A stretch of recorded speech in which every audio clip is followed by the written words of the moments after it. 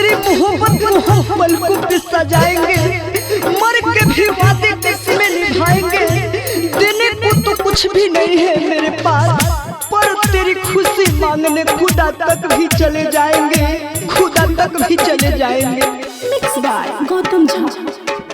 जब छोड़ के हमके गइलू हो तो प्यार कहे के गइलू हो, जब छोड़ के हमके गइलू हो तो प्यार कहे के गइलू हो। जब जाए के रहे तुम्हारा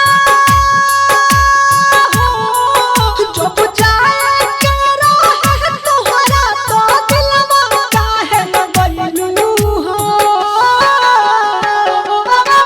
जब छोड़ के हमके गइलू हो तो प्यार कहे के गइलू हो, जब छोड़ के हमके गइलू हो तो प्यार कहे के गइलू हो। सभी करते हैं बड़ी जोर शोर के साथ, हमने भी किया था बड़े जोर शोर के साथ, लेकिन अब करेंगे थोड़ा गौर के साथ, क्योंकि कल उसे देखा था किसी और के साथ। पहली भरोसा हो तुहरा पहचान हो, बाटे शरीर लेके गइलू परान हो, गइलू परान हो।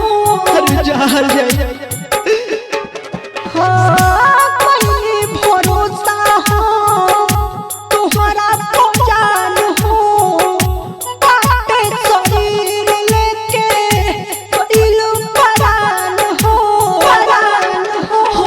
रोहतनी बेचैनी हो, हम रोहतनी बेचैनी में तू तो शादी करके चली गइलू।